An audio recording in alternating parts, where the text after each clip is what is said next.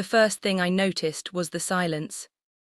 Not the peaceful kind that settles over a home at sunset, when dinner is simmering on the stove and someone is humming softly in the next room. This silence felt cold, heavy, like the house itself was holding its breath.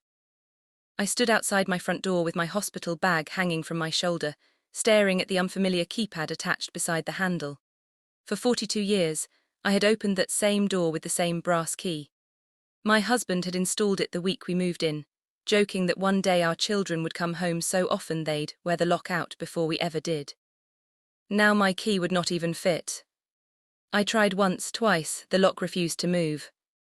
At first I thought I was confused from the medication. 3 nights in the hospital for heart trouble had left me weak and foggy. But then I noticed something else. The flower pots I kept near the porch swing were gone. The curtains in the living room were closed tightly, even though I always left them open during the afternoon so sunlight could warm the hardwood floors. A strange feeling crept into my stomach. Before I could knock, the door opened. My son Daniel stood there wearing my husband's old grey sweater. Seeing it on him should have made me emotional. Instead, it made me uneasy. He didn't smile. He didn't ask how I was feeling.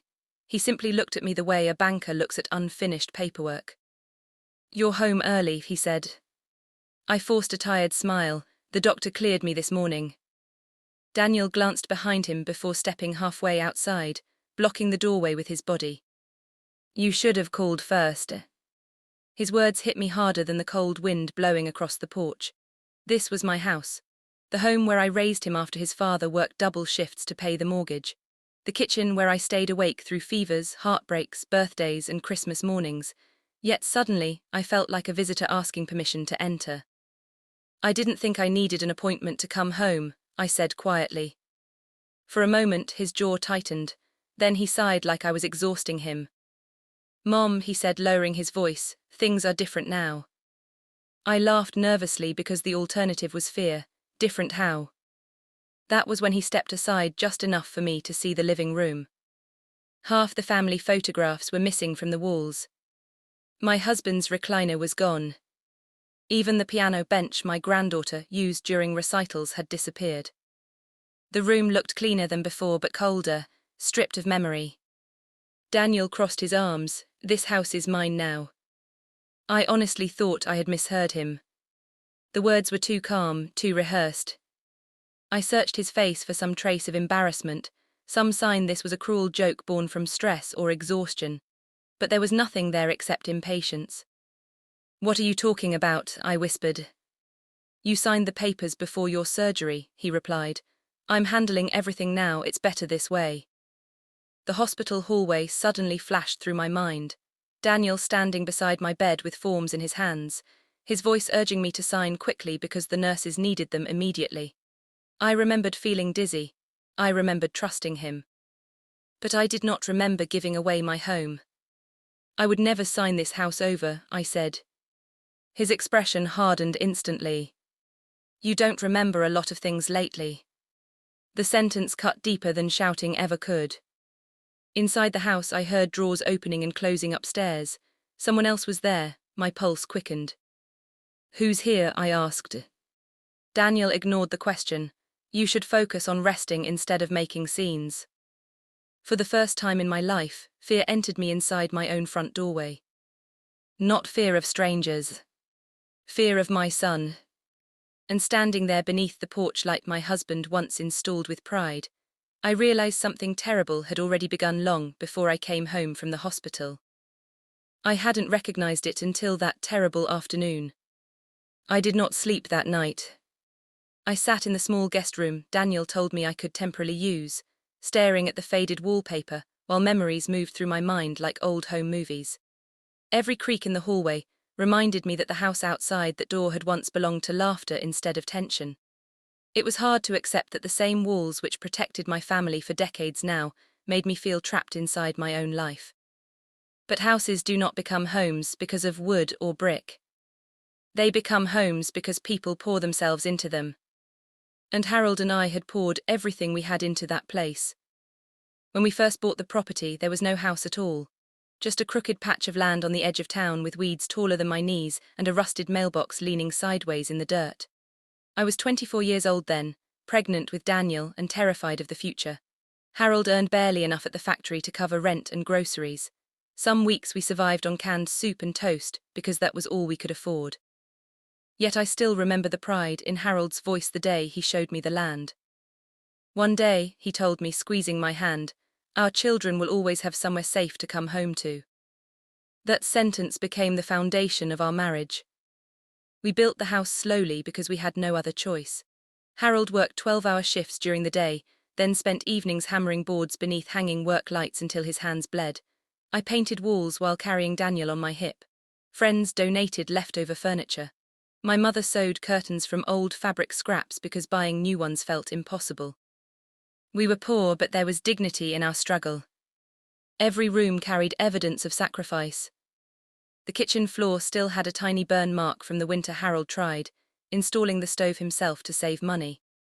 The hallway closet leaned slightly, because Daniel had crashed into it repeatedly while learning to ride his toy truck indoors during rainy days. Even the crack near the fireplace came from one unforgettable Christmas morning when our daughter Emily jumped so hard with excitement that the old mantel shifted loose. Those flaws never embarrassed me. They were proof that people had truly lived there. As Daniel grew older, he loved the house almost as much as we did. That is what makes everything harder to understand now. He was not born cruel. He was thoughtful as a boy, gentle, the kind of child who carried groceries for elderly neighbors without being asked. When Harold injured his back one summer, Daniel was only 14, but he spent his vacation helping his father repair the roof. I remember standing in the yard watching the two of them laughing together under the blazing sun. Harold looked at him with enormous pride. "He'll take care of this family someday," he whispered to me. For years I believed that too. But somewhere along the way, admiration slowly turned into resentment. I think it started when Daniel earned a scholarship to a private college across the state. Most of his classmates came from wealthy families. Their parents owned vacation homes, luxury cars, investment accounts. Daniel came home after his first semester quieter than before. One evening during dinner, he looked around the kitchen and said, "Do you ever wish we had more?" Harold frowned. "Maury, what?" "Money, a bigger house, better things." Harold set down his fork carefully. "Better things don't always make better people." Daniel did not argue, but I noticed the frustration in his eyes. After graduation, he became obsessed with stability, security, ownership. He talked constantly about investments, property values, and financial success. At first, Harold admired his ambition because we both wanted our son to have opportunities we never had. But ambition can quietly change shape when fear gets involved. Daniel started comparing our home to others. He criticized the outdated kitchen cabinets. He questioned why Harold never expanded the property. Once, during Thanksgiving dinner, he laughed awkwardly while telling Emily, "Mom and Dad could sell this place for a fortune if they stopped being sentimental." The comment unsettled me more than I admitted at the time. To Harold, the house represented survival. To Daniel, it increasingly represented untapped value. Still, life moved forward. Daniel married a woman named Vanessa, and for a while the family felt whole again. They visited often during the early years. Vanessa praised my cooking. Daniel helped Harold maintain the yard. Sometimes I convinced myself I had imagined the growing distance between us. Then Harold died. Everything changed after that. Grief hollowed out the house almost overnight. The rooms became quieter, colder. I would catch myself listening for Harold's boots in the hallway, before remembering I would never hear them again. Daniel stepped in quickly after the funeral. At first, his attention felt comforting. He insisted on managing bills, organizing paperwork, and helping me prepare for the future. He used phrases Harold never would have used: estate planning, asset protection, ownership transition. I told myself he was trying to help because he loved me. But little moments began troubling me. One afternoon, I overheard Daniel arguing with Vanessa in the dining room. He did not know I was nearby. "She doesn't understand how valuable this property is," he whispered sharply. Vanessa replied, "It's still her house." "For now," he muttered. The words chilled me even then, though I pushed the feeling aside because mothers are experts at forgiving what they do not want to face. The saddest part is that greed rarely arrives wearing a villain's face. It enters quietly, disguised as concern, responsibility, even love. Daniel still hugged me goodbye after visits. He still brought groceries when I was sick. That contradiction confused me for years because I kept searching for the sweet little boy he used to be, long after ambition had already begun replacing compassion inside him. Looking back now, I realized the warning signs were everywhere. The changed attitude. The endless conversations about inheritance. The way Daniel started studying documents more carefully than family photographs. Somewhere beneath his love for us, fear had grown into hunger. And hunger has a dangerous way of convincing people they deserve what does not belong to them. I just never imagined that one day, the boy who helped his father build our roof would stand beneath it and try to take the entire house away from me. People talk about grief like it arrives all at once, like a storm crashing through the front door. But that was not how it happened to me. Grief came quietly. It settled into empty chairs and untouched coffee cups. It waited beside me in bed where Harold used to sleep. It lived in the silence between clock ticks after midnight, when the whole world fell asleep except my memories. For 43 years, Harold had been the steady center of my life. Even during our hardest years, he carried a calmness that made every problem seem survivable. After he died, that calmness disappeared from the house entirely, and I think Daniel felt it too. At first, my son became attentive in ways that almost comforted me. He started visiting every evening after work. He fixed little things around the house Harold used to handle himself, a loose cabinet hinge, a dripping faucet. He brought groceries without asking and insisted I stop climbing ladders or carrying laundry downstairs alone. "You need to let me help now," he kept saying. And honestly, I was grateful. Grief makes even strong people desperate for someone to lean on. The hardest part of losing Harold was not just missing him. It was realizing how many things I no longer understood. Harold had always managed the taxes, insurance, bank accounts, and mortgage paperwork. I knew where everything was kept, but the documents themselves looked like another language to me after he was gone. Daniel noticed that quickly. One rainy afternoon, about 3 weeks after the funeral, he sat beside me at the dining room table while I struggled to organize a stack of unpaid bills. "You shouldn't stress yourself over this stuff," he said gently. "Dad handled everything because he knew paperwork overwhelmed you." I nodded weakly. He was right. Numbers blurred together lately. My chest tightened every time I opened another envelope with Harold's name printed on it. Seeing those letters felt cruel, as if the world had not yet realized he was gone. Daniel reached for the papers. "I can take over for now," he offered, "at least until you're feeling stronger." Looking back, I realized that moment mattered more than I understood. Because grief does strange things to judgment. When you lose someone who anchored your entire life, you start clinging to anyone who feels stable. Daniel was my son. I trusted him the way mothers naturally trust the children they once carried in their arms. So I handed him the bills. Then the insurance forms. Then eventually the filing cabinet key. At first, nothing seemed wrong. In fact, Daniel appeared responsible, organized, protective. He created folders, labeled documents, and started speaking confidently about keeping things secure. He even changed some passwords online because, according to him, older accounts were vulnerable to fraud. "You'd be shocked how often elderly people get scammed," he warned me one evening. The word elderly stung more than I expected. Still, I let it pass. Loneliness had made me tired in ways sleep could not fix. The house itself felt different after Harold's death. Before, it had been full of warmth even during quiet days. Harold would whistle while fixing things in the garage. The television played softly during baseball games. Friends stopped by unannounced because they knew coffee was always brewing. Now visitors came less often. People disappear after funerals.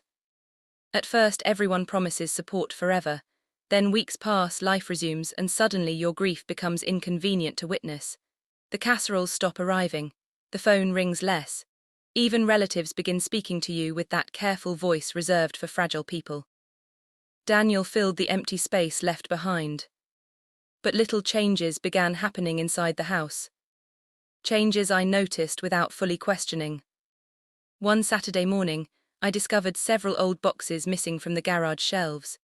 They contained Harold's tools, old military papers and photo albums from our early marriage. Daniel shrugged when I asked about them. I moved some things into storage, he said casually. The garage was cluttered. I remember feeling strangely upset. Harold loved those boxes. He could spend hours sorting through old photographs or repairing tools nobody else would have bothered saving. To Daniel, they looked like junk. To me, they were pieces of my husband still left behind.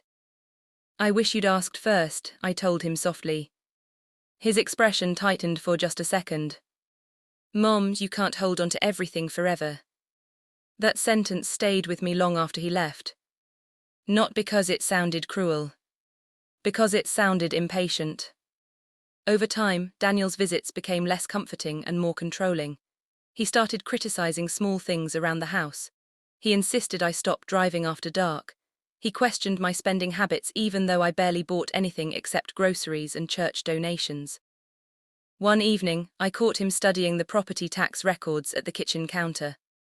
You really should think about downsizing eventually, he said without looking up. I stared at him. Downsizing. This house is too much for one person. The market's strong right now. You could sell, move somewhere smaller, safer. Safer. I hated how that word sounded in his mouth. This house is my home, I replied quietly. Daniel sighed the way Harold used to sigh when appliances broke unexpectedly.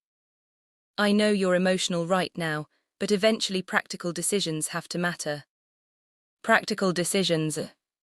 The phrase appeared constantly after Harold died. Daniel used it whenever I resisted something. He said it about finances, about repairs, about legal documents I barely understood. Grief versus practicality. Memory versus efficiency. Love versus ownership. Without realizing it, I had started defending my right to remain inside the very house I helped build. The most painful part was how subtle everything felt at first. Daniel never screamed at me, he never openly threatened me. That would have been easier to confront. Instead, he chipped away at my confidence slowly. If I forgot where I placed my reading glasses, he looked concerned. If you're having memory problems, we should address that early. If I became emotional while sorting Harold's belongings, he would gently say, "You're not thinking clearly lately." Sometimes he spoke to me less like a mother, and more like a problem needing management. Yet whenever Emily visited, Daniel transformed instantly back into the caring son. He hugged me warmly, asked about my health, offered to cook dinner. Watching him switch between tenderness and cold efficiency left me constantly doubting my own instincts. Maybe grief was making me paranoid. Maybe I was becoming forgetful. Maybe I really did need help. That uncertainty became its own prison. Then came the paperwork. Daniel began bringing folders during nearly every visit. Insurance updates, tax adjustments, bank authorizations. He always explained them quickly, standing over me while I signed. Just routine stuff. Nothing complicated. Dad would have wanted this organized. I rarely read everything carefully because the legal language overwhelmed me. Besides, Daniel always sounded so confident, so certain he was protecting me. One afternoon, I noticed him watching me sign with unusual intensity. His eyes did not look emotional. They looked focused. Hungry almost. The feeling unsettled me enough that I finally asked, "Why are there suddenly so many documents?" He smiled immediately, but the warmth never reached his eyes. "I'm just trying to secure your future." Secure. Another word he used constantly now. Security. Protection. Ownership. The strange thing about manipulation is that it rarely announces itself clearly. It hides beneath reasonable explanations until the victim begins apologizing for asking questions at all. And by the time I finally started sensing that something deeper was wrong, Daniel had already positioned himself inside every important corner of my life. The bills, the accounts, the paperwork, even the locks on the house. I just did not yet realize how dangerous that dependence would become until the day I returned home from the hospital and heard my own son calmly tell me the house belonged to him now. The next morning I woke up disoriented. For a few seconds I forgot where I was. The guest room walls looked unfamiliar in the pale morning light, and the mattress beneath me felt too stiff, too temporary. Then the memory returned all at once. This house is mine now. Daniel's voice echoed through my head before I even opened my eyes. I sat up slowly, my chest tight with anxiety. The room smelled faintly of fresh paint. Sometime during my hospital stay, someone had repainted the walls without asking me.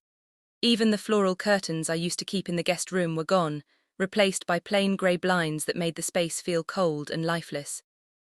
Nothing inside the house felt like me anymore. I stepped carefully into the hallway.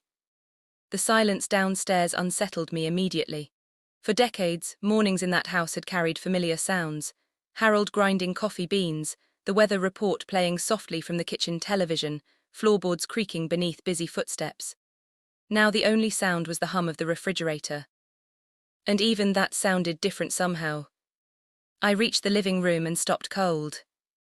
More things were missing. The framed family portraits above the fireplace had disappeared overnight. In their place hung a large abstract painting I had never seen before. Harold's bookshelf was half empty. The handmade quilt my mother stitched before she died was nowhere to be found. It felt less like someone redecorated the house, and more like someone was erasing us from it piece by piece. Daniel entered from the kitchen, carrying a cup of coffee. "You're awake," he said casually. I stared around the room. "Where are my things?" He did not even glance toward the empty walls. "I moved some stuff into storage." "Why?" "Because the house needed updating." Updating. The word sounded absurd in a room stripped of memory. "That quilt belonged to my mother," I whispered.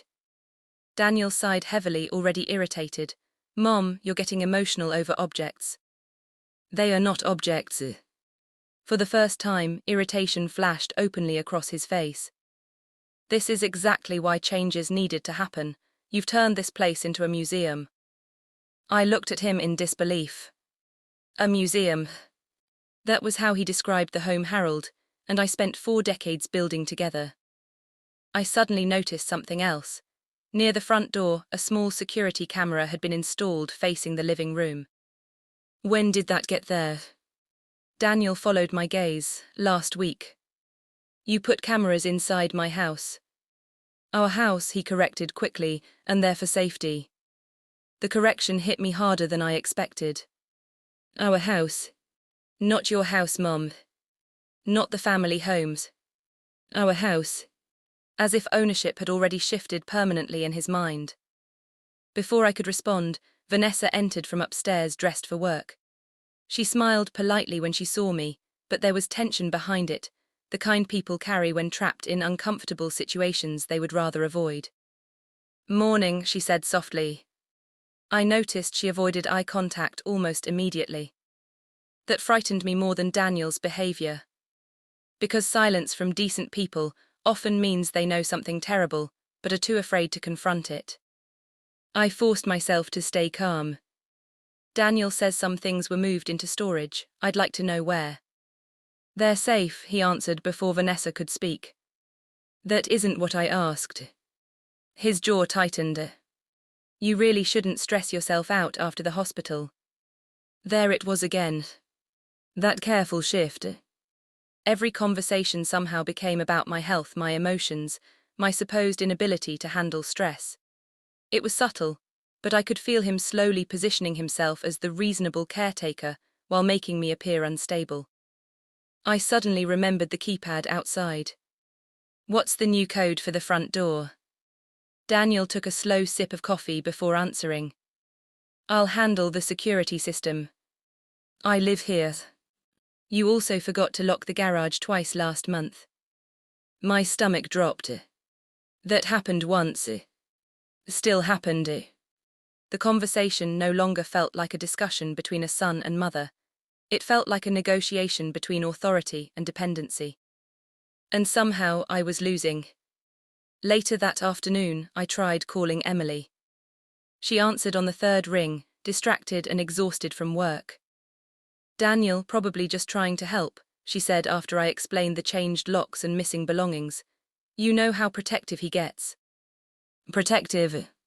Everyone kept using words that sounded loving, while something underneath them felt deeply wrong. I don't think he's telling me everything, I admitted quietly. Emily hesitated. That hesitation scared me. What? I asked. It's probably nothing, she said carefully. But Daniel did ask me a few weeks ago whether Dad left a formal will. The room suddenly felt colder. What did you tell him?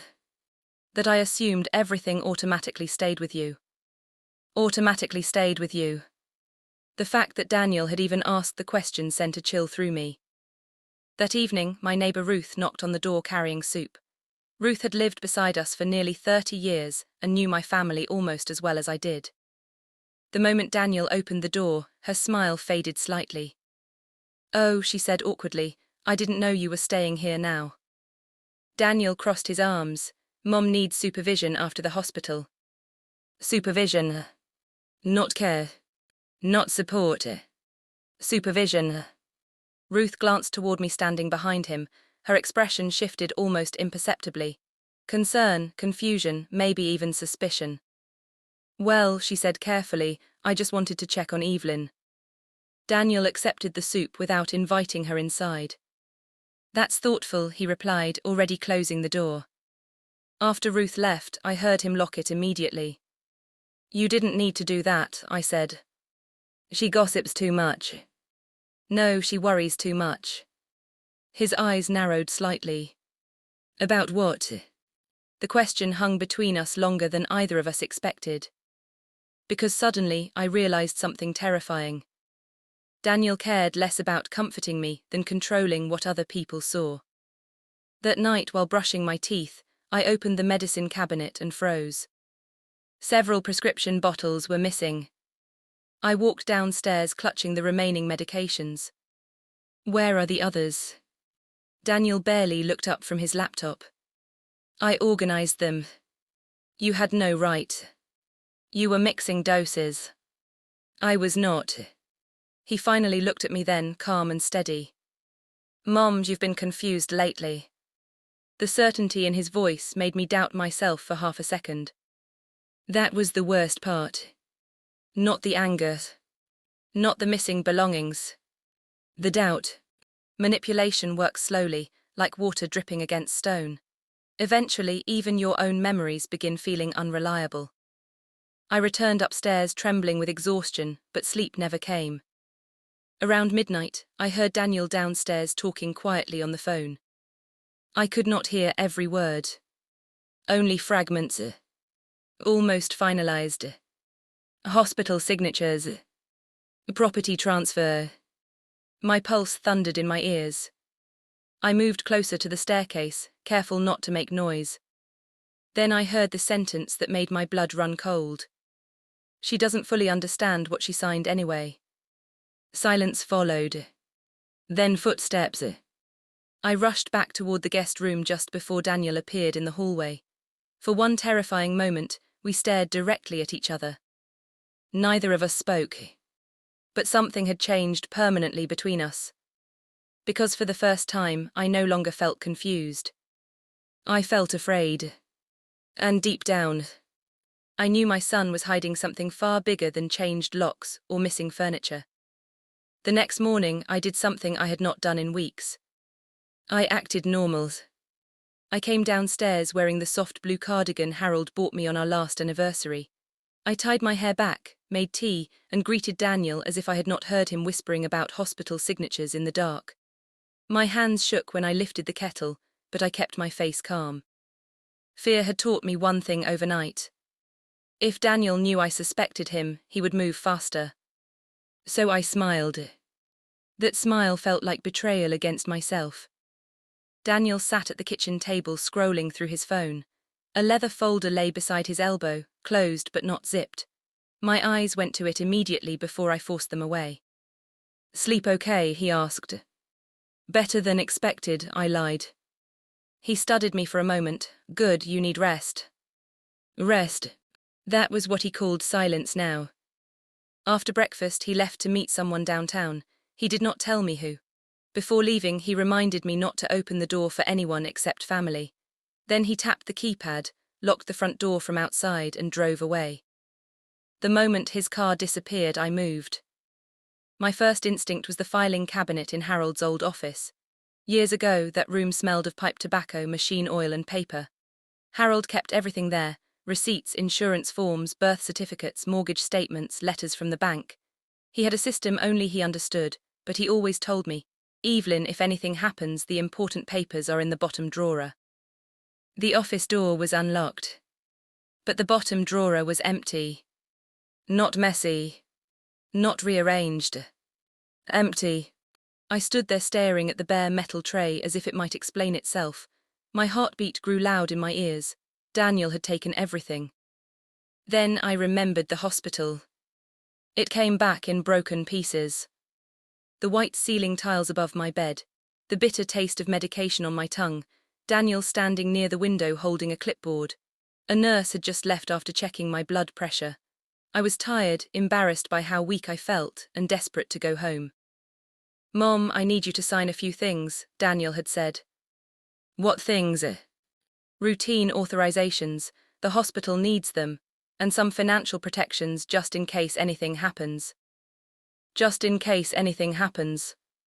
Those words felt different now. I remembered asking for my glasses and Daniel saying, "You don't need to read every page. I already went through it." I remembered his thumb covering part of one document as he pointed to a signature line. I remembered Vanessa standing at the foot of the bed, quiet, pale, looking like she wanted to speak but had swallowed the words. At the time, I thought she was worried about my health. Now I wondered if she was worried about her husband. I searched the desk drawers carefully, then the closet, then the boxes beneath the window seat. Nothing. Every folder related to the house had vanished. But Daniel had forgotten one thing. Harold believed in duplicates. He never trusted a single copy of anything important. "Paper disappears when people get careless," he used to say. "A copy keeps the truth alive." There was an old cedar chest in our bedroom, the one my mother gave me before our wedding. Daniel had removed many things from that room, but the chest remained at the foot of the bed, probably because it looked decorative and harmless. I knelt in front of it, my knees aching. Inside were blankets, old birthday cards, and Harold's winter scarf. Beneath them, wrapped in yellowed newspaper, was a metal cookie tin. My breath caught when I saw it. Harold's emergency tin. I opened it with trembling fingers. There were old savings bonds, 2 spare keys, a faded photograph of us standing on the empty lot before the house was built, and a sealed envelope labelled in Harold's handwriting. "House documents, copy." For the first time since coming home, I almost cried from relief. I took the envelope downstairs and sat at the kitchen table, spreading the papers before me like pieces of a puzzle. Much of the language was still confusing, but I recognized the deed, mortgage release, and property agreement. Harold's name, my name, dates, signatures. Then I found a page I did not remember seeing before. It described restrictions on transfer after Harold's death. Certain conditions, required witnesses, additional consent. My eyes moved slowly over the paragraphs, but the meaning slipped in and out of reach. I needed help. Not Daniel. Someone safe. I thought of Martin Bell, an old family friend who had handled Harold's business contracts years before retiring from law. Martin was nearly 80 now, sharp-minded and loyal. He and Harold had played chess every Thursday for almost 20 years. I called him from the landline because I feared Daniel might check my mobile phone. When Martin answered, his voice softened immediately. "Evelyn, I heard you were in the hospital. Are you all right?" For a moment, kindness nearly broke me. "I don't know," I whispered. There was a pause. Then his voice changed, lower, serious. "What happened?" I told him only enough: changed locks, missing documents, hospital signatures, Daniel saying the house belonged to him. Martin did not interrupt once.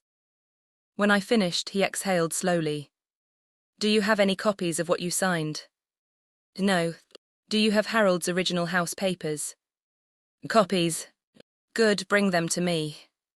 "I can't leave easily. Daniel controls the locks." Another silence. Then Martin said, "Listen carefully. Do not confront him yet, do not accuse him, do not sign anything else. And if he asks whether you contacted me, say no." My skin prickled. Martin, is it that bad? It might be worse. Those 5 words sat inside me like ice. Later that afternoon, Ruth came by again. This time, Daniel was still gone. I watched her through the window, then unlocked the side door with one of Harold's spare keys from the tin. I had never been so grateful for my husband's stubbornness. Ruth stepped inside and immediately saw my face. Oh, Evelyn. I pressed the envelope into her hands. Can you take these to Martin Bell? She did not ask questions. Good neighbors know when fear is too heavy for explanations. Of course. If Daniel asks, you brought soup. Ruth nodded, then I brought soup. When she left, I returned the empty tin to the cedar chest and placed everything exactly as I had found it. By the time Daniel came home, I was sitting in the living room with a blanket over my knees, watching television without hearing a single word. He seemed pleased to find me quiet. Good day, he asked. Quiet, I said. That's best. He walked upstairs with his phone in hand, completely unaware that, for the first time, I had taken a step beyond fear. That evening, Martin called. I answered in the hallway, keeping my voice low. Evelyn, he said, Daniel may have tried to use your hospital condition to push through a transfer, but from what I'm seeing, there are problems. What kind of problems? Problems that could make those papers invalid. I closed my eyes. Relief and terror rose together. Can he still take the house? He can try, Martin said, but Harold protected you better than Daniel realized. Before I could ask what he meant, footsteps creaked above me. Daniel was coming downstairs. I whispered, I have to go. Hide the copies, Martin said quickly, and Evelyn. Yes. From now on, trust paper more than promises. I hung up just as Daniel entered the hallway. He looked at the phone in my hand. Who were you talking to? I turned slowly, forcing my voice to stay steady. No one important, I said. And for once, I was the one hiding the truth. That night, I slept with Harold's spare key under my pillow. It was a foolish thing, maybe, for a woman my age to do. A key could not stop betrayal. It could not undo signatures or silence a son who had learned to speak to his mother like she was a problem to be solved. But the cold metal beneath my pillow reminded me of Harold's hand, rough and warm, closing around mine whenever life became frightening. For the first time since coming home, I did not feel completely alone. The next morning, Daniel was cheerful. That frightened me almost as much as his anger. He whistled while making coffee, then placed a mug in front of me as if we were still an ordinary mother and son sharing an ordinary morning. His kindness had become another locked door. I no longer knew what stood behind it. I have a meeting later, he said, just some final details. What kind of details? How's things? He said it casually, but I saw his eyes flick toward my face, measuring me. I wrapped both hands around my mug. You seem busy with house things lately. His smile thinned. Someone has to be responsible. Responsible. That word once belonged to Harold. In Daniel's mouth, it sounded like ownership. After he left, Ruth came through the side door with a loaf of bread and a folded note hidden beneath the cloth. My fingers trembled as I unfolded it in the pantry. Come today if possible, important, Martin. There are moments in life when fear becomes smaller than the need to know the truth. I dressed carefully, took my old handbag, and told Vanessa I wanted to rest upstairs. Then, while she answered a call in the kitchen, I slipped out through the side door Harold had once repaired himself. Ruth drove me to Martin Bell's house in silence. Martin was waiting at his dining room table with Harold's copied documents spread in front of him. His reading glasses sat low on his nose.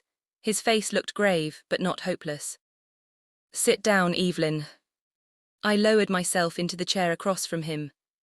Tell me. Martin tapped one page with his finger. Daniel was careless. For a moment, I did not understand.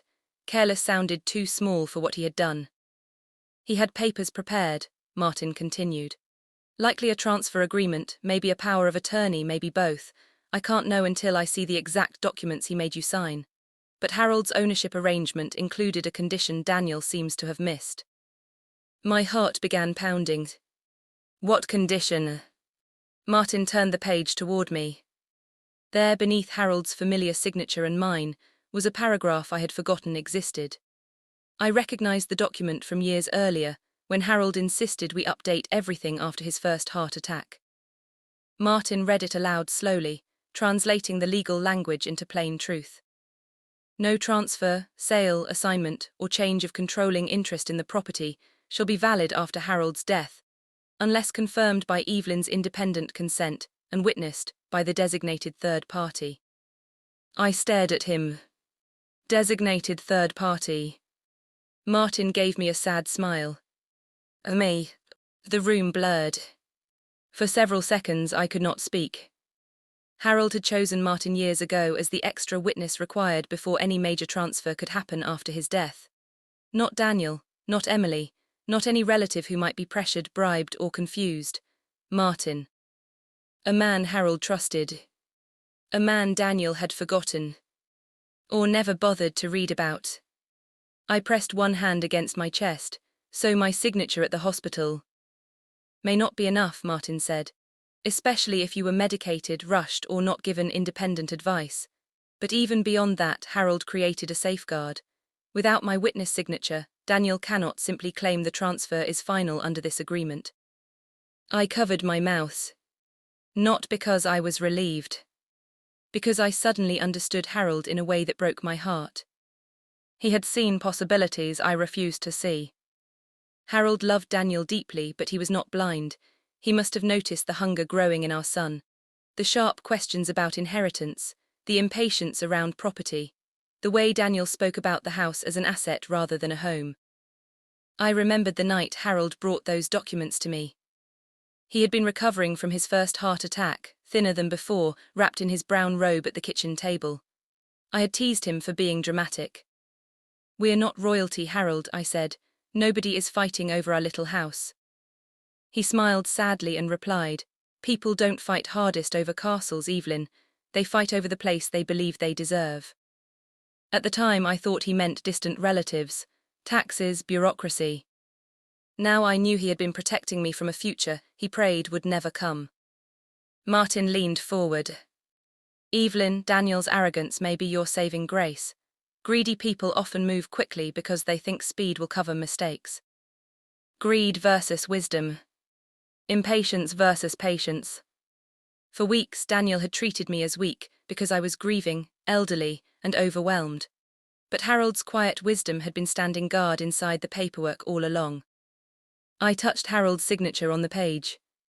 My husband's name looked steady, certain, alive. "What do I do now?" I asked. "You gather evidence carefully." Martin slid a notepad toward me. "We need dates, times, anything you remember signing at the hospital, anyone who witnessed it. Vanessa's presence matters. The nurse may remember your condition. We need records showing medication, discharge timing, and whether Daniel misrepresented the documents." The task sounded enormous, but something inside me had changed. The night before, I had felt like a frightened woman hiding inside a house being taken from her. Now I felt a small flame of purpose. Not revenge. Purpose. Daniel had counted on my confusion. He had counted on my grief. He had counted on the world seeing him as the practical son and me as the emotional widow. But he had not counted on Harold. And he had not counted on me remembering who I used to be before grief made me small. "I want my house back," I said. Martin's eyes softened. "Then we start quietly." Ruth drove me home before lunch. I carried no papers with me. Martin kept the copies safe. In my purse I had only a grocery receipt, a packet of tissues, and one instruction written in Martin's careful handwriting. "Act unaware, observe everything." When I returned, Daniel was standing in the driveway beside a man in a suit. They stopped talking the moment they saw Ruth's car. Daniel's expression changed quickly from surprise to suspicion. "Where were you?" I smiled faintly. "Ruth took me to buy bread." His eyes moved to the loaf in my lap. Ruth, bless her, had actually stopped at the bakery on the way back. "You should have told me." "I didn't know I needed permission to buy bread." The words slipped out before I could soften them. For a second, Daniel stared at me as if seeing something unfamiliar. Maybe he expected tears. Maybe apologies. Maybe the frightened silence he had grown comfortable using against me. Instead, I held his gaze. The man beside him cleared his throat and looked away. Daniel forced a laugh. Mom, been sensitive since the hospital. There it was again. That public performance. But this time I saw it clearly. He was not just speaking to me. He was shaping how others saw me. Every comment about memory, stress, confusion, and sensitivity was a brick in a wall he was building around my credibility. I decided right there that if Daniel was building a wall, I would build a record. That afternoon, I wrote everything down. The changed locks. The missing documents. The hospital signatures. The phone call I overheard. The missing medicine. The man in the driveway. For every memory that Daniel had tried to make me doubt, I wrote a date beside it. Not all were exact, but they were mine. My handwriting shook at first, then steadied. Later, while Daniel spoke on the phone in Harold's office, I walked slowly through the living room and looked at the empty spaces where our family photographs used to hang. For days, those blank patches had made me feel erased. Now they felt like evidence. The house was no longer only a place Daniel wanted to control. It had become a witness. Every missing picture, every changed code, every moved box told a story of someone trying to rewrite history before anyone noticed. But history is stubborn. So was Harold. And perhaps beneath all my grief, so was I. That evening, Daniel came into the kitchen holding another folder. "I need you to sign one more thing," he said. My pulse jumped, but I kept my face calm. "What is it?" "Just confirmation paperwork." He placed the pen beside my hand. For weeks, that gesture would have made me obey. This time I looked at the folder, then back at my son. "I'd like to read it first." His smile disappeared. Only for a second. But long enough for me to know Martin was right. Daniel had missed something. And now he was beginning to realize I might have found it. The moment I asked to read the document first, something shifted inside the house. Daniel tried to hide it, of course. He laughed softly, leaned against the kitchen counter and said, "Since when do you suddenly care about paperwork?" But the warmth in his voice sounded forced now, tight around the edges. I lowered my eyes to the folder without touching it. Since I realized I should have cared sooner. Silence settled between us. Not loud silence. Dangerous silence. For a long moment, neither of us moved. Then Daniel calmly closed the folder again and picked it up. "You're tired," he said. "We can deal with it later." He walked out of the kitchen before I could answer. That frightened me more than if he had shouted. Because Daniel only became careful when he sensed control slipping away. Over the next several days, tension spread through the family like smoke beneath a locked door. People began hearing fragments of the situation from different directions. Ruth had quietly spoken to Emily. Emily confronted Daniel. Vanessa stopped pretending everything was normal. Even neighbors started noticing the strange atmosphere surrounding the house. And once families begin whispering, secrets rarely stay buried long. Emily arrived unexpectedly on Thursday afternoon. The moment she walked through the door, I knew she had been crying. Her mascara was smudged beneath her eyes, and she held her purse tightly against her chest the way she used to as a little girl whenever she felt nervous. "Daniel told me you're confused," she said quietly after hugging me. I almost laughed at the bitterness of it. Confused. That word had become his favorite weapon. "I'm not confused," I replied. "I'm frightened." Emily looked away immediately. That was answer enough. We sat together in the kitchen while Daniel remained upstairs on a phone call. For several minutes neither of us spoke. Finally, Emily whispered, "Is it true he had you sign property papers at the hospital?" "Yes." "Did you know what they were?" "No." Tears filled her eyes instantly. "Oh my God."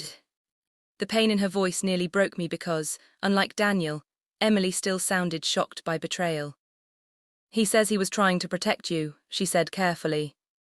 "From what?" She had no answer. A floorboard creaked upstairs. Emily lowered her voice further. Mom, Daniel's in trouble. The words landed heavily between us. What kind of trouble? She hesitated long enough for fear to grow sharp inside me. Financial trouble. I stared at her.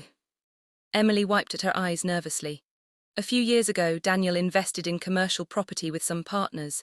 It failed badly. Then he borrowed more money trying to recover the losses. Vanessa told me they've been drowning in debt for over a year. Suddenly, pieces of the puzzle shifted into place. The obsession with property.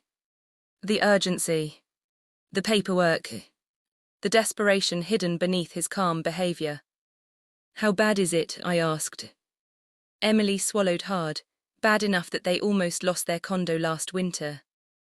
I leaned back slowly in my chair. My son had not been acting from simple greed alone.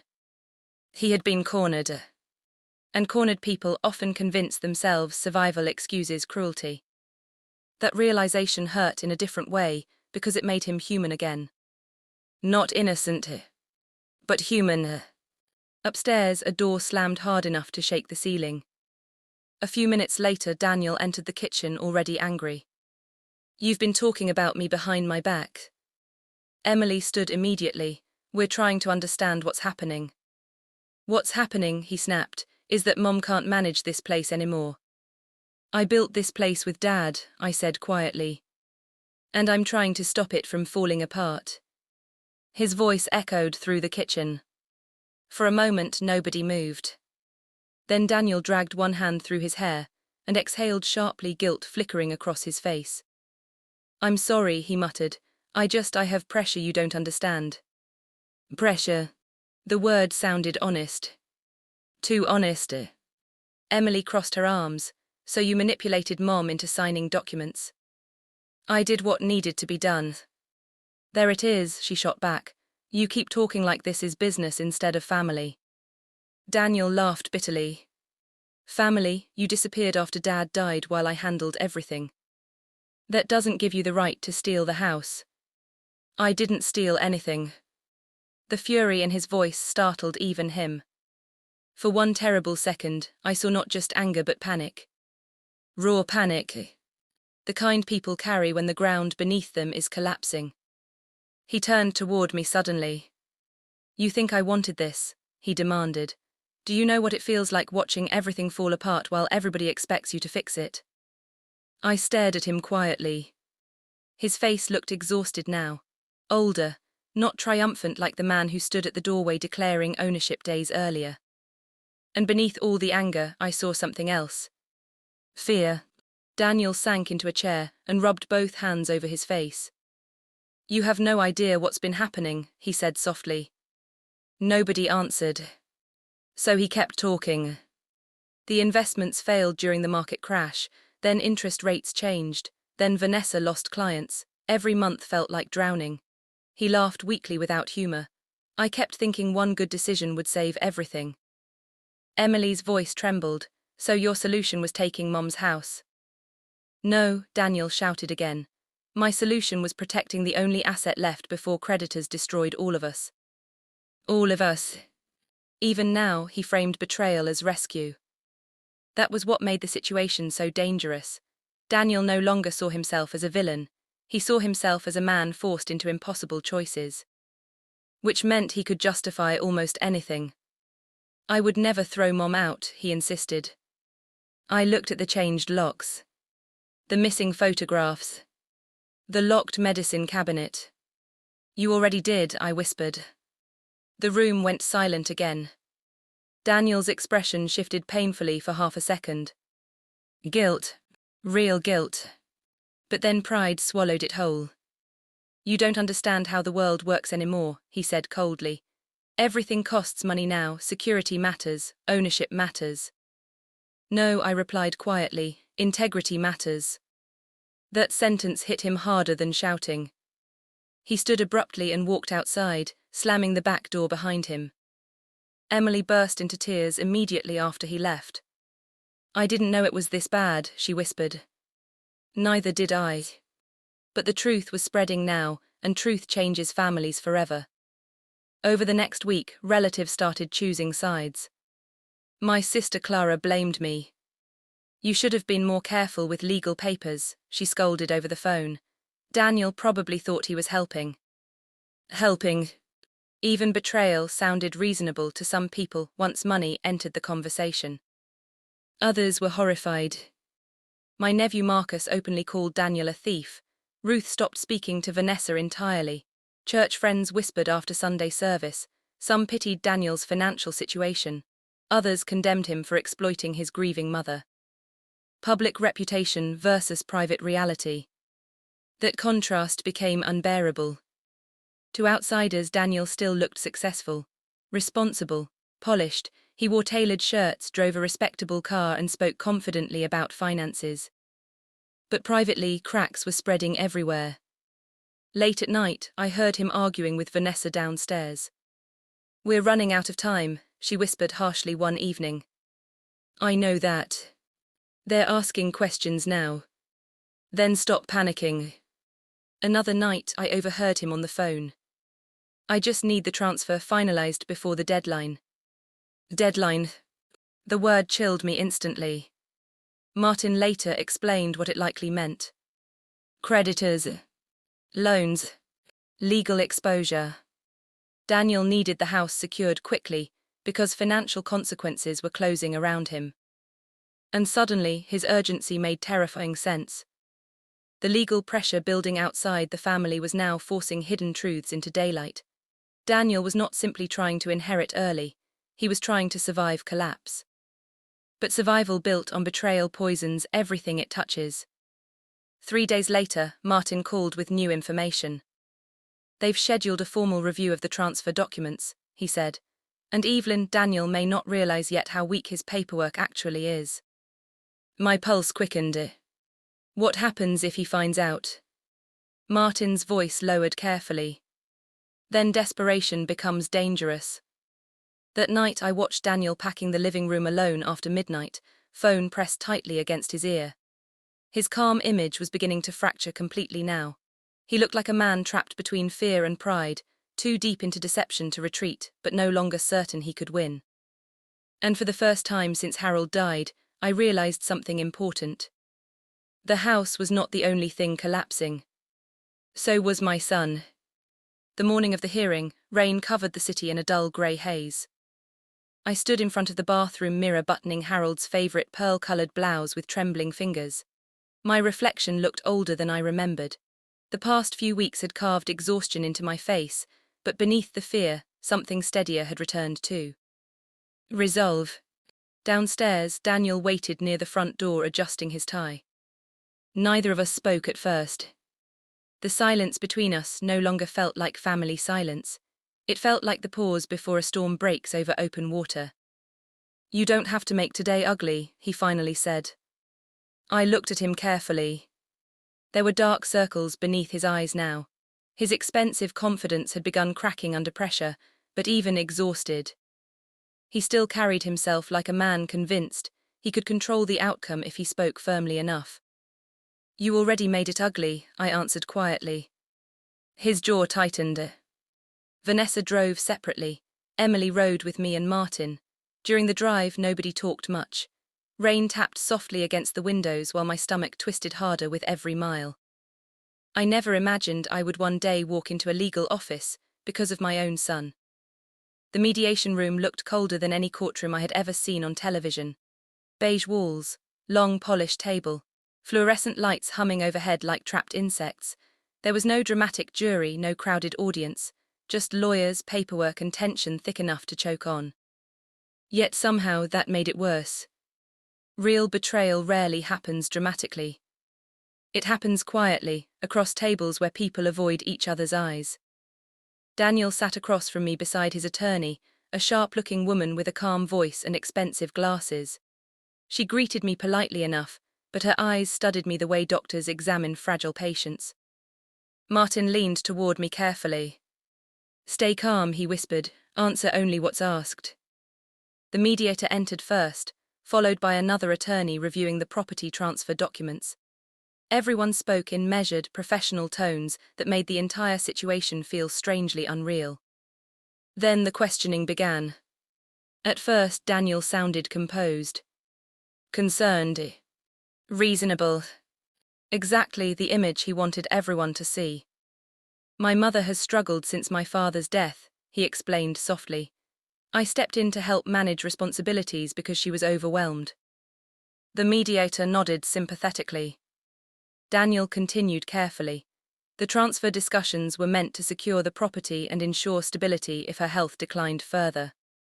Secure. Stability. Health. Every word sounded compassionate, while quietly building the same argument he had been constructing for months. That I was incapable.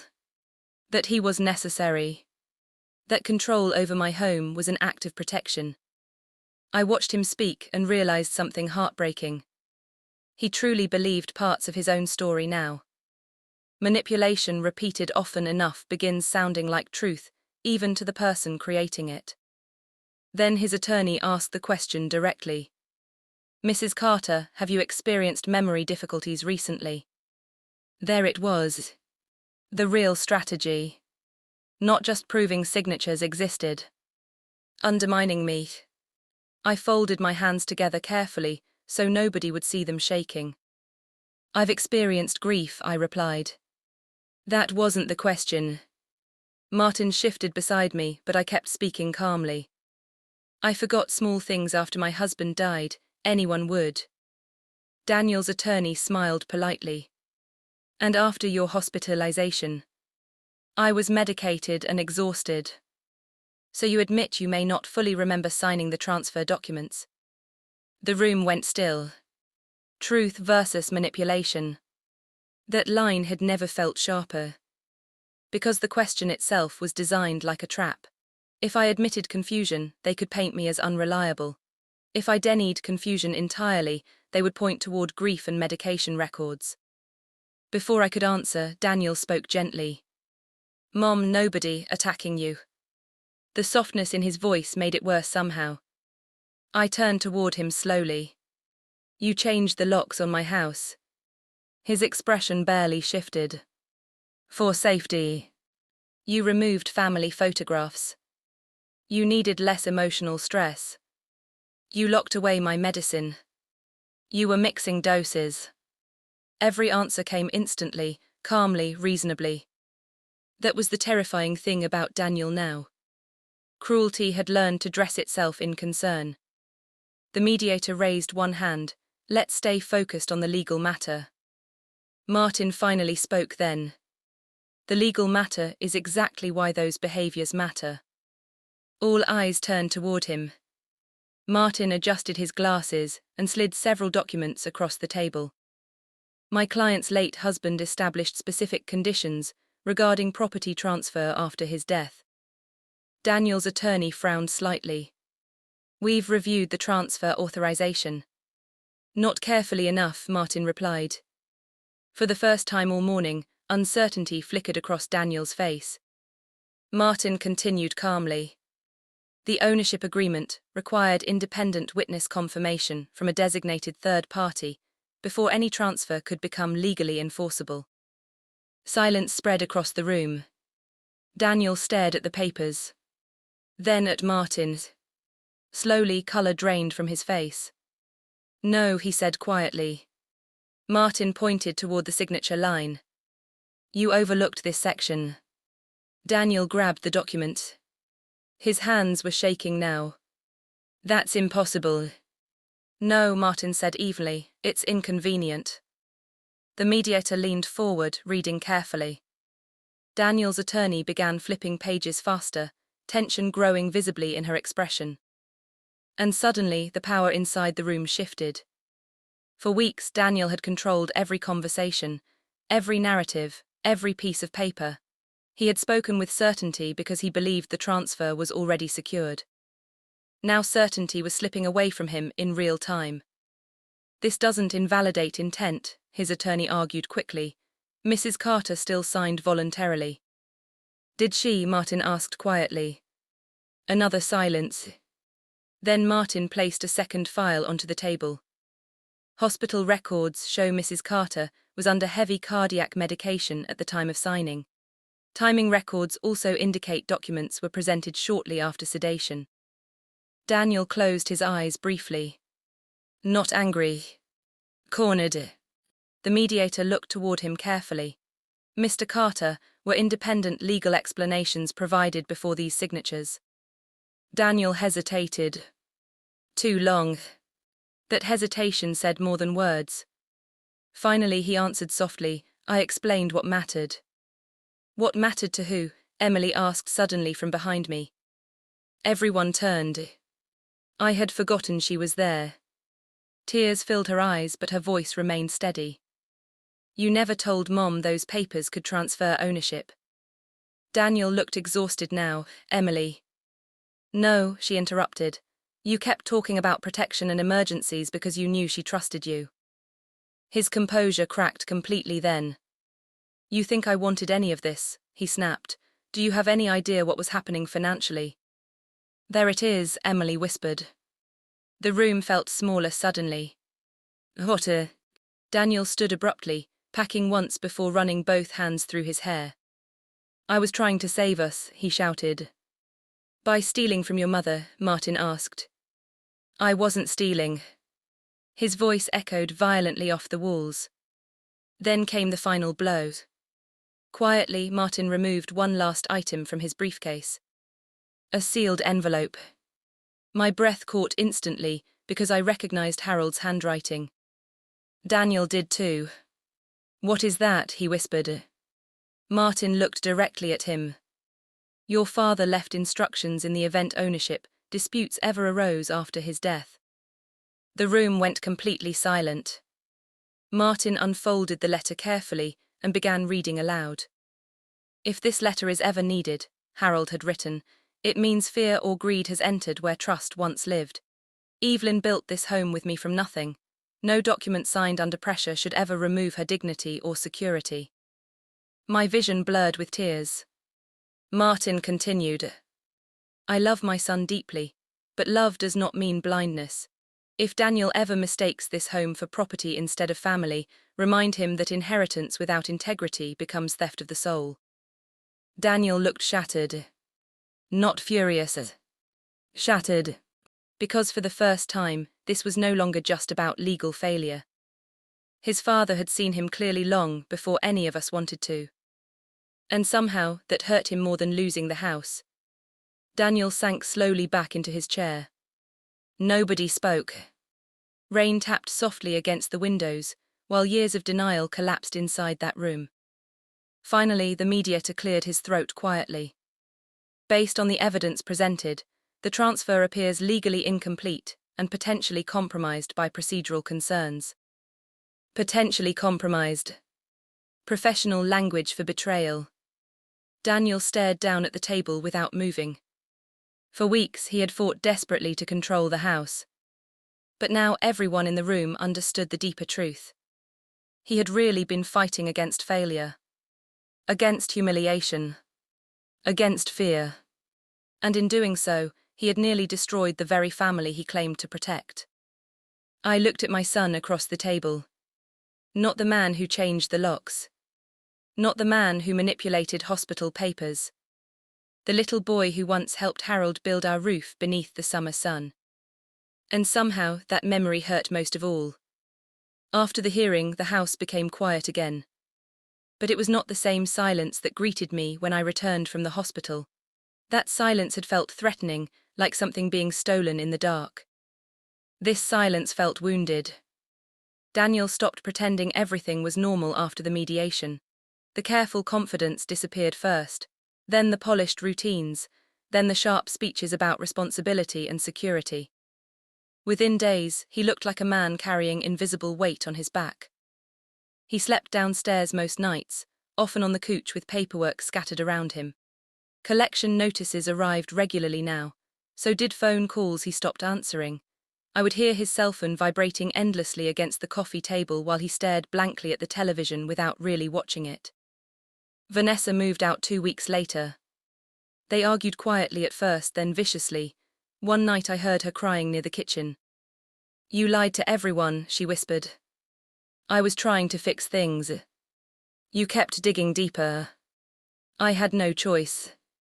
But people always have choices. That was the tragedy of it all. Daniel chose secrecy, then manipulation, then control. And by the time he realized what those choices were costing him, the damage had already spread through everything. The morning Vanessa left, she paused near the doorway holding 2 suitcases while Daniel stood silently beside the stairs. "I can't live like this anymore," she said softly. He did not beg her to stay. That was the saddest part. He simply nodded like someone too exhausted to fight reality any longer. After she drove away, Daniel remained standing at the window for nearly an hour. He looked smaller somehow. Not physically. Spiritually. Like ambition had hollowed him out from the inside. Over the following weeks, more pieces of his life collapsed quietly. Business partners stopped calling. Friends who once admired his confidence suddenly became difficult to reach. Even relatives who defended him earlier began keeping distance now that the truth was public. Success attracts crowds. Failure reveals loneliness. One evening, I found Daniel sitting alone at the dining room table, surrounded by unopened envelopes. The same table where Harold once balanced checkbooks while teaching the children multiplication. Daniel did not notice me immediately. His face looked pale beneath the kitchen light, older than his years. There was no anger left in him now, only exhaustion.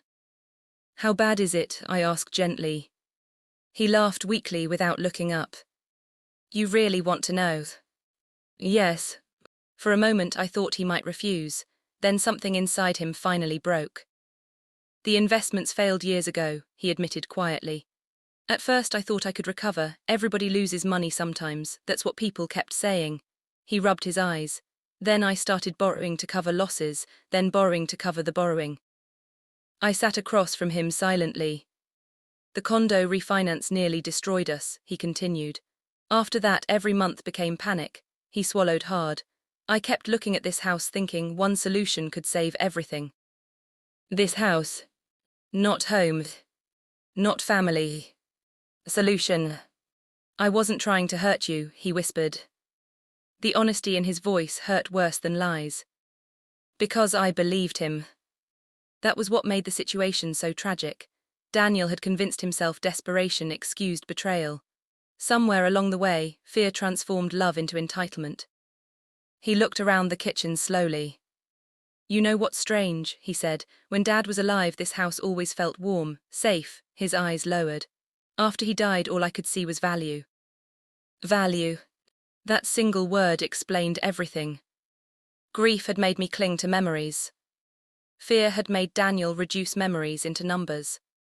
Ownership versus belonging. Property versus home. I looked toward the hallway where family photographs once hung before he removed them. "You stopped seeing the people inside the house," I said quietly. "You only saw what the house could rescue you from." Daniel nodded slowly. "I know." Silence settled between us. For weeks I imagined this moment differently. I thought victory would feel satisfying. I thought proving him wrong would heal something inside me. But sitting across from my son now, all I felt was sadness. Not because he lost the house. Because he lost himself long before that. There is a terrible loneliness inside people who measure their worth through success. Every failure feels personal. Every setback becomes humiliation. And once pride attaches itself to money or status, desperation begins whispering dangerous things.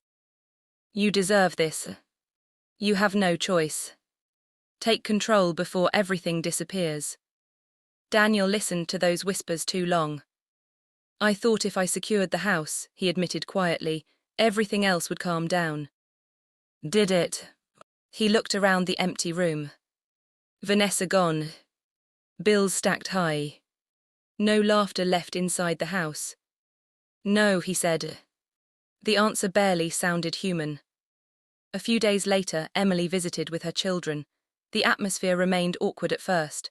The grandchildren sensed tension without understanding it fully. They played carefully, speaking softer than usual. Daniel stayed distant near the living room window, while the kids colored at the kitchen table. Then my youngest granddaughter looked up innocently and asked, "Uncle Daniel, are you still moving away?" The question froze the room. Daniel stared at her for several seconds before answering. I don't know. Children have a cruel way of exposing truth accidentally. For the first time, I think Daniel realized how unstable his life had truly become. Not powerful, not successful, unstable. After dinner, Emily helped me wash dishes while Daniel sat alone outside on the porch Harold built decades earlier. He looks broken, Emily whispered. He is. Aren't you angry? The question lingered longer than she expected. Was I angry? Yes. Part of me still burned when I remembered the changed locks, the manipulation, the quiet way he tried to erase my authority inside my own home. But another part of me saw something else now. A frightened little boy trapped inside a grown man terrified of failure. Compassion versus vengeance. That became my private battle. Because revenge is seductive when someone betrays you deeply, it promises satisfaction, justice, emotional balance. But revenge also keeps pain alive. And I was tired of pain living inside this house. Late that night, I stepped onto the porch beside Daniel. Rain clouds drifted low across the sky, and the neighborhood sat wrapped in darkness, except for porch lights glowing softly in the distance. Daniel stared into the yard. I ruined everything, he said quietly. I leaned against the railing Harold once painted every spring. No, I replied softly, not everything. He looked at me then, confused. You still have a chance to become honest. The words seemed to hit him harder than accusation ever could. Because deep down, Daniel finally understood something no legal hearing could teach him. The house was never what he truly wanted. He wanted relief. Control. Proof that he had not failed. But no signature in the world could give him those things. And standing beside him beneath the porch light Harold installed years ago, I realized my son's greatest loss was not property. It was the moment he traded integrity for desperation, and almost forgot who he used to be. 3 months after the hearing, I planted flowers again. That might sound small after everything that happened, but to me, it felt like reclaiming breath after nearly drowning. The porch looked different now. Daniel had removed the security cameras after the legal settlement finalized, and Emily helped me hang the old flower baskets back beside the railing. For the first time in a long while, sunlight reached the windows again because I opened every curtain in the house. I wanted light inside. Not just in the rooms. Inside me. The legal process ended quietly in the end. Martin ensured every improper transfer attempt was formally voided, and new protections were placed around the property, so nothing could ever happen without my direct approval and independent counsel. This time I read every page slowly. Every signature mattered differently now. But the biggest surprise came from me. People expected anger. Some expected revenge. A few relatives even encouraged it openly. Sell the house and cut Daniel off, my sister Clara advised. After what he did, he deserves consequences. Maybe part of me agreed once. During those sleepless nights after the hospital, bitterness felt justified. There were moments I wanted Daniel to experience the same fear he caused me. I wanted him to understand what it felt like standing outside your own home feeling unwanted. But pain has strange consequences if you hold it too long. Eventually, it stops punishing the other person and begins poisoning you instead. So I made a different decision. Not forgiveness without boundaries. Not blind trust. Something harder. I chose clarity. One Sunday afternoon, I called Daniel and Emily to the house together. Daniel arrived looking nervous, thinner than before, carrying exhaustion like a permanent shadow beneath his eyes. He paused awkwardly near the doorway. Do you want me to take my shoes off? He asked quietly. Such a simple question. Yet hearing uncertainty in his voice after months of control almost broke my heart. Yes, I said gently, please. We sat at the dining room table where so much damage had unfolded over the past year. But this time, no folders waited between us, no transfer papers, no hidden agendas. Only honesty. I folded my hands carefully. I've made decisions about the future of this house. Daniel immediately lowered his eyes. Guilt still lived heavily inside him. I'm not selling it, I continued, and I'm not transferring ownership to anyone while I'm alive. Neither of them spoke. I met with Martin, I said. We created a family trust. Daniel looked up slowly. The house will remain protected, I explained. After I'm gone, it cannot be sold immediately for profit. It must stay in the family for at least 10 years unless both of you agree otherwise. Emily blinked in surprise. I continued softly. And part of the property value will eventually go toward a community housing fund Harold used to support quietly. Daniel stared at me. You're donating part of it? Yes. After everything that happened. I looked around the room. The kitchen cabinets Harold installed by hand. The small crack near the fireplace from Emily's childhood Christmas excitement. The hallway where Daniel once measured his height in pencil marks every birthday. This house survived because people sacrificed for it, I said quietly. It should help someone else survive too. Silence settled gently around us. Not hostile this time. Reflective. Finally, Daniel whispered, I don't understand how you're not furious with me. I took a slow breath. Oh, I was furious. That startled him. But anger and wisdom are not always the same thing. His eyes filled slowly with tears he tried unsuccessfully to hide. For months, I imagined hearing apologies from Daniel would heal everything instantly. But real life is more complicated than stories people tell at church gatherings or family dinners. One apology cannot rebuild broken trust. One courtroom cannot erase betrayal. Healing happens slowly in uncomfortable pieces. And sometimes the deepest wounds remain tender forever. I betrayed you, Daniel said hoarsely. Yes. I nearly took your homes. Yes. He swallowed hard. Why are you still letting me sit here? The question revealed more about his pain than anything else ever had. Because deep down, Daniel expected exile.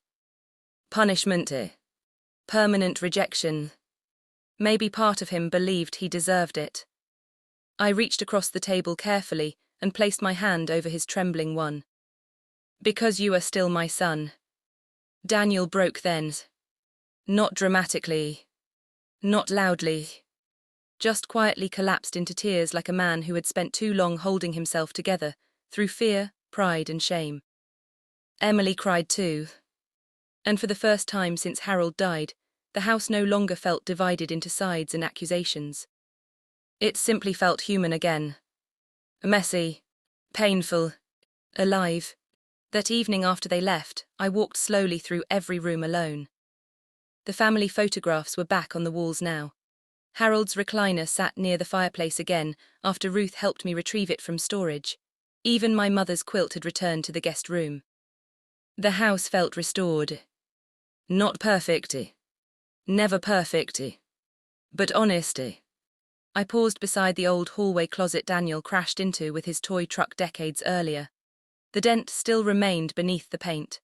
Harold always refused to repair it completely because he claimed imperfections gave houses personality. Maybe families are the same. We spend years trying to appear polished while hiding the cracks that prove we survived difficult things. Outside, evening sunlight stretched across the yard where Harold once taught Daniel how to throw a baseball. I could almost hear their laughter drifting through memory. For a long time, I believed the greatest threat to this house was greed. But I was wrong. The greatest threat was forgetting what the house truly meant. It was never about property value. Never about inheritance. Never about ownership papers or signatures. The house mattered because love had lived there. Sacrifice had lived there. Children had grown there. Forgiveness had struggled there. And somehow, despite everything, family still remained there too. Weeks later, Daniel came by with a toolbox and quietly repaired the porch step Harold used to complain about every winter. He worked silently for almost an hour before finally saying, "Dad would have fixed this sooner." I smiled faintly. "Yes," I replied, "but he'd be glad you're fixing it now." Daniel nodded without looking at me. And in that small moment, I saw something returning to him that money and desperation nearly destroyed. Humility. Not success. Not power. Something far more valuable. As darkness settled over the neighborhood, I sat alone on the porch swing Harold built by hand 40 years earlier. The same porch where my son once told me the house belonged to him now. But he had been wrong. The house never belonged to any one person. Not truly. Homes belong to the people who protect the love inside them.